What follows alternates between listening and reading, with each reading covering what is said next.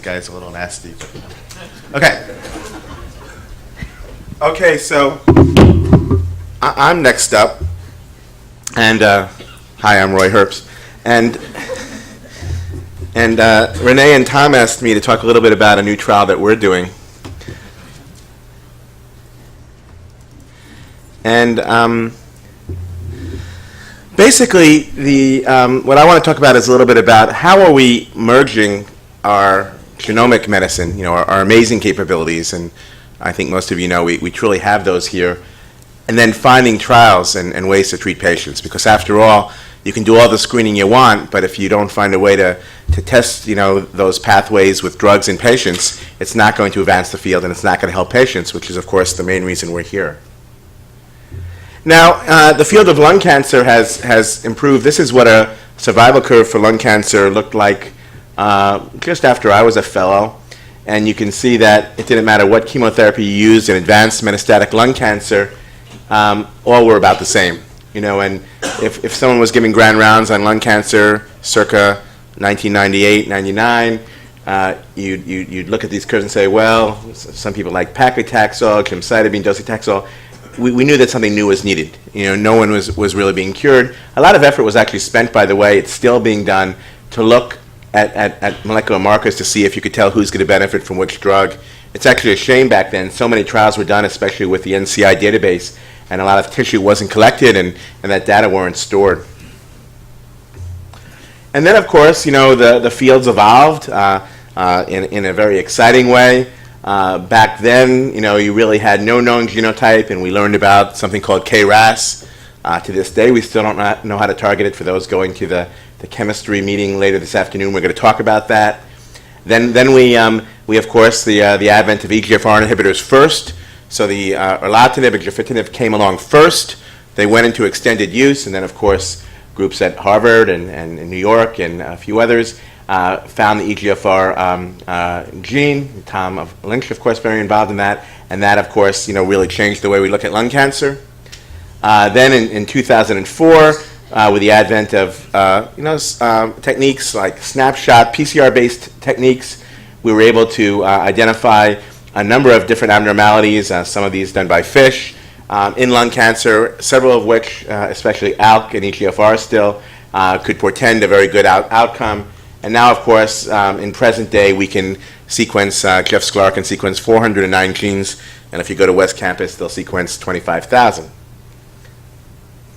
Well, we've done a few things here in lung cancer. The first thing, I've talked about this before, is we have something called the battle trial.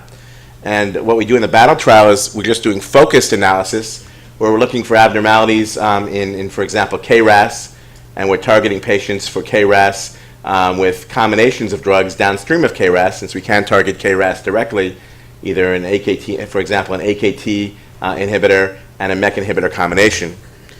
And I'm not going to talk about that today, but we've accrued here at Yale about 50 patients to our battle trial, where patients all had a fresh biopsy with lung cancer before they went on study. We use that biopsy, especially their KRAS status, to assort them to different clinical trial arms. Erlotinib as a control, it's the standard control for second-line lung cancer. Sorafenib, which we knew had some activity against RAF and RAS. And then two combinations with the MK2206. And we're in the process of accumulating all the data on this trial. But I'll just cut to the chase. We saw no activity for erlotinib and KRAS in patients, nor did we see any activity for sorafenib.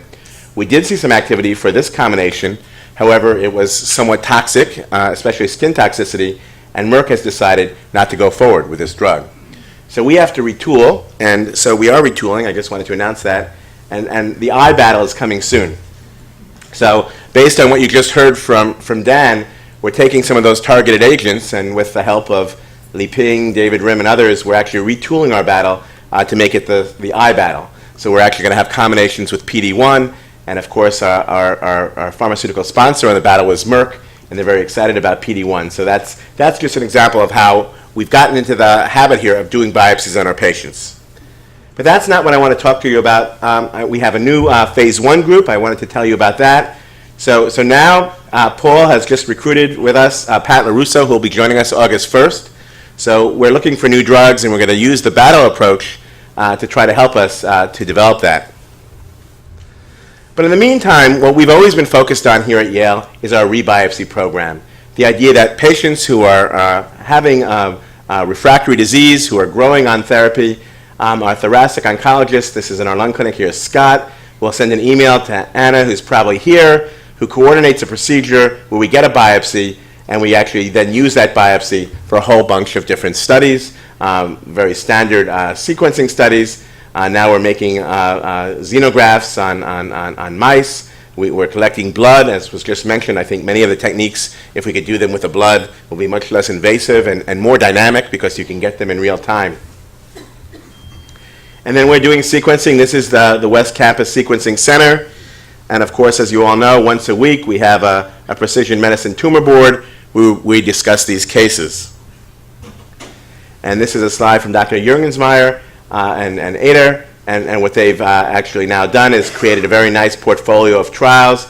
We're either based on our profiling, or either by immunochemistry, by next-gen sequencing of one sort or the other, or by immune profiling, which we just heard about in the last talk. We try to assort the patient to the right trial. But you know what? It's very hard. And for anyone who's gone to these meetings, you know that you can discuss this for quite some time, and very often the drug you want is not in a clinical trial. You need to either use it off-label or it's an investigational drug. So how do you do this a little bit better?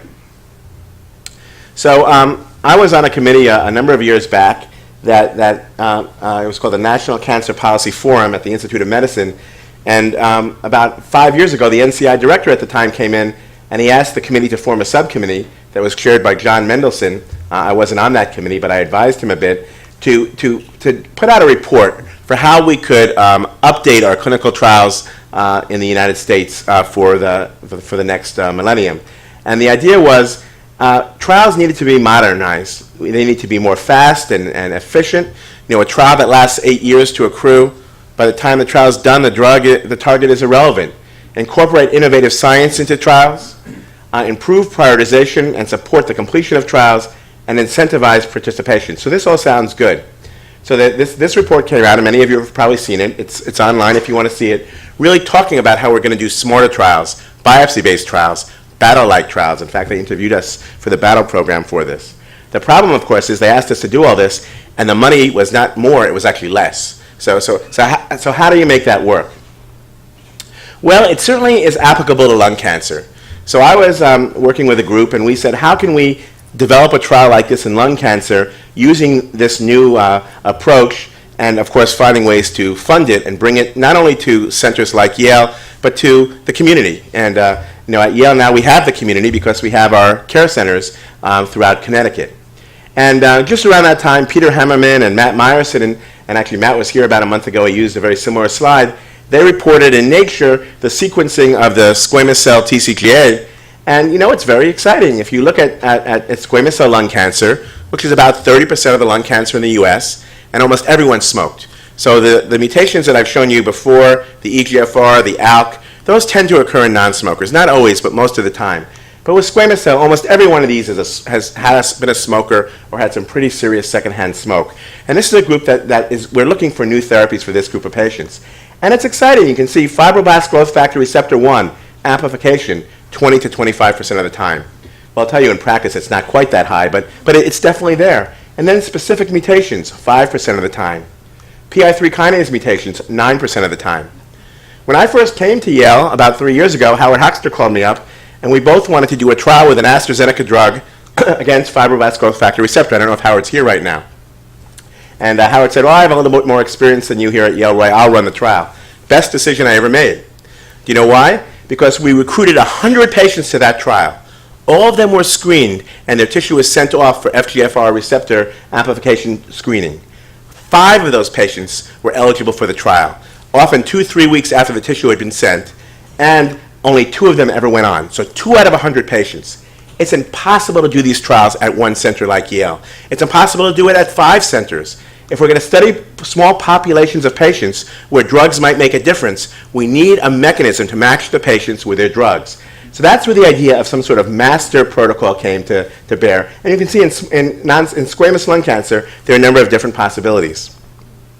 So there are 2 ways of doing this, and you'll see this in the literature these days, so-called umbrella trials or basket trials. So what is an umbrella trial? Well, my battle trial that I showed you is an umbrella trial, and so is this squamous master protocol. An umbrella trial is a trial that's written for one specific type of cancer: squamous non-small cell lung cancer, refractory disease, refractory colorectal cancer, refractory bladder cancer. So you have a bunch of patients with the same disease. You then screen them for different genetic abnormalities, and you have something for everyone. Everyone's in the umbrella. Everyone who comes to Yale, to El Paso, to Houston, wherever they go, they get screened and they get one of the arms of the trial. So they're matched with an arm. Everyone gets therapy.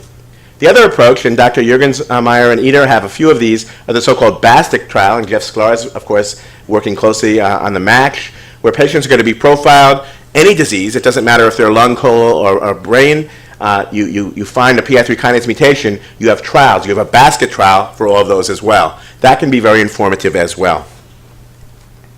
So we got together a group, and we have what we call the lung map, the lung master protocol, and it's actually set to start on June 16th, and some of the team are here. We want to be the first center in the United States open. I'll admit some have been critical of our time to get trials open here. Maybe it's a little long, but we're going to show them with this trial that we can do it within 2 weeks, because this trial actually went through a central IRB at the NCI. The idea behind this trial was to have a multi-arm master protocol, this homogeneous patient population with consistent eligibility. So squamous lung cancer, one prior therapy. Very relatively lax, I wouldn't say lax, but the eligibility criteria are not that rigorous. It's built for the performance status 0 to 2 patient, the patient that we see in the clinic. Each arm is independent of the others. So if one drops out, another can be added. A modular arm we built for the future. Infrastructure, as I say, facilitates opening of new arms, and it's a phase 2-3 design, because the idea is if drugs are looking good in phase 2, they can go all the way to phase 3 with a progression-free survival endpoint and hopefully approval. We'll screen a large number of patients. This is being done through the Intergroup, through the National Clinical Trials Network. I hope we'll be able to screen almost every patient with squamous lung cancer for this trial. We're using a next-generation platform, which I'll show you in a moment, and there'll be a sufficient hit rate to engage all patients and physicians. Very few patients will be ineligible or will have to drop out. Some will get too sick and we won't go on, of course. Unfortunately, that happens. But the idea will be to bring safe and effective drugs to our patients, and we're working closely with the FDA to try to get approval of these drugs if this works. So this came out of a whole bunch of efforts. The NCI, the Thoracic Malignancy Steering Committee, of which I'm a member, met about 2 years ago, and we discussed this. And then actually the biggest push for this came through a woman named Ellen Siegel, who some of you might know, who heads a group called Friends of Cancer Research, who I've worked very closely with on this project, and she asked me to chair a task force with her at the Brookings meeting and with Mark McCullen, and actually this is where this concept sort of was first conceptualized. We formed a drug selection committee, including members from industry, and that's important because that's where the private part of the funding comes from. The industry is helping to support this trial, from the NCI, from the FDA, and from all the cooperative groups. Many of you will recognize some of these as being the lung leaders from around the country. And then we designed the trial. And the design is very simple. Basically 10 separate arms in 5 different trials, all emanating from the same biomarker selection. So the patient comes in and they get profiled, which, by the way, is completely paid for by the study and will be returned within 2 weeks.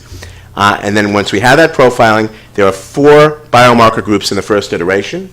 And I'll show you the details in a moment.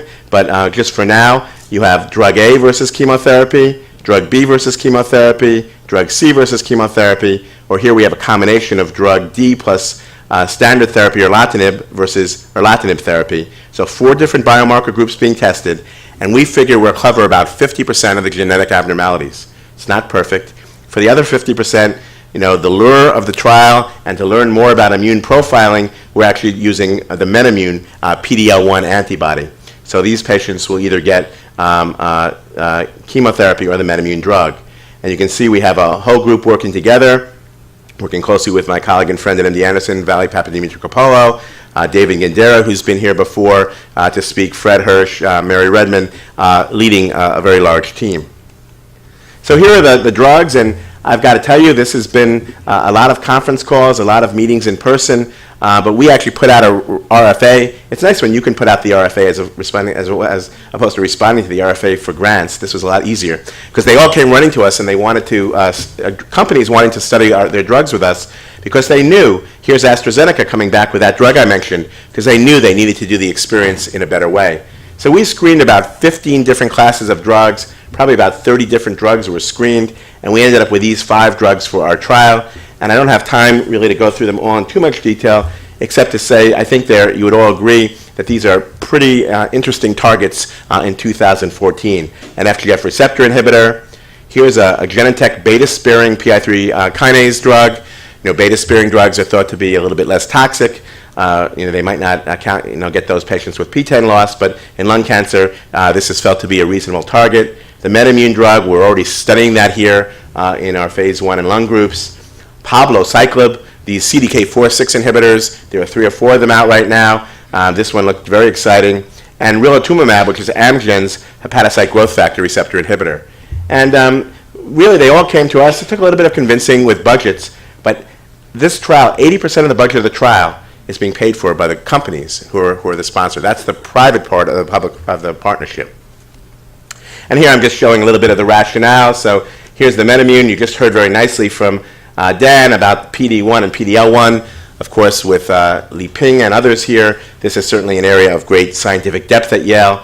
I'm salivating over some of those samples that we might sequence or do other work with. And as some of you know, we're very interested to develop an immune monitoring core here at Yale. Here's the beta-sparing PI3 kinase inhibitor. And of course, you can see PI3 kinase with the different isoforms. So this hits alpha, gamma, delta, sparing the beta. And hopefully we won't have as many issues with glucose. And this drug's already shown activity as a single agent in lung cancer, which is one of the reasons we chose it. Here's the Palbociclib, CDK4/6 inhibitor. I know Mesa has this in the breast cancer unit, targeting CDK4/6. If we find the right abnormalities, might have single agent activity in lung cancer. If not, we'll look for some hints of activity in the right marker group and then take it forward in future trials.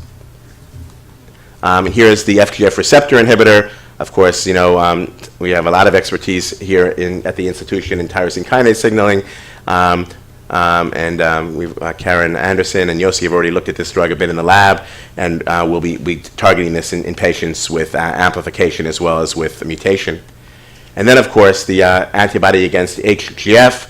Now, this is a bit of a controversial target, as many of you know, in lung cancer, because some of the CMET studies with a different antibody targeting the receptor, not the ligand, were not successful. But here, this is working against the ligand.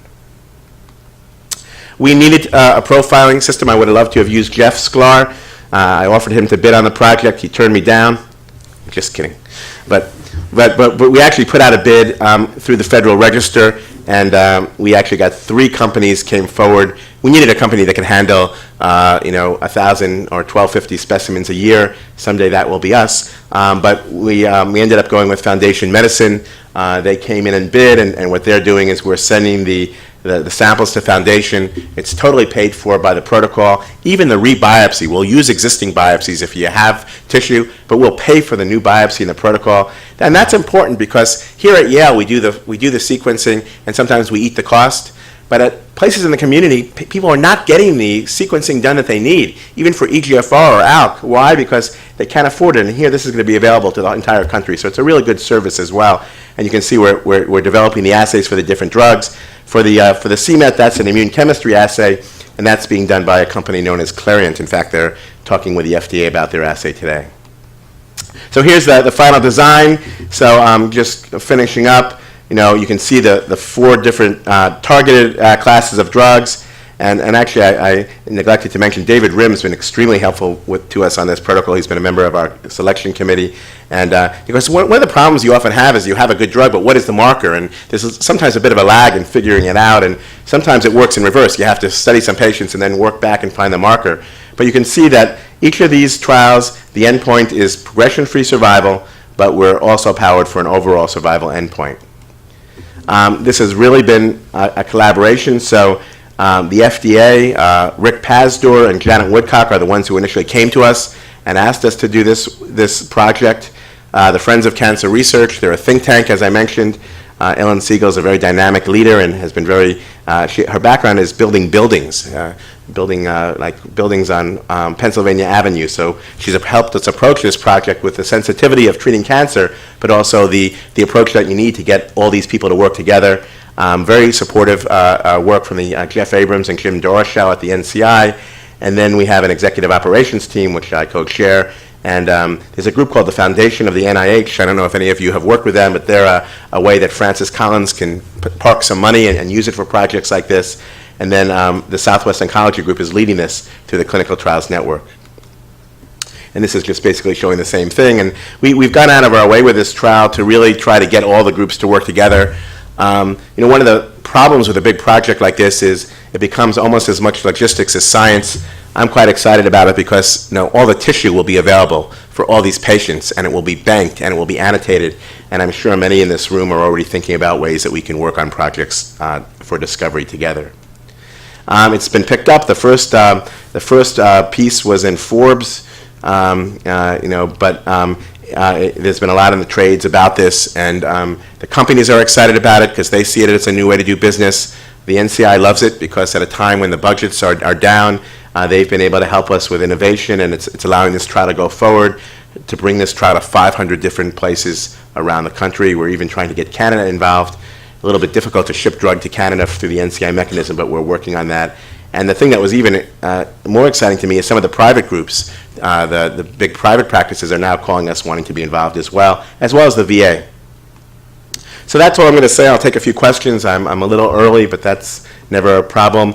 It really would be nice if we had a way that we could do designer therapy. What are the pros of this trial? Everyone will be screened, everyone will get a drug, and we'll learn both first with phase 2, and I didn't go through the statistical plan today, but there's a pretty high bar to make it from phase 2 all the way then to phase 3.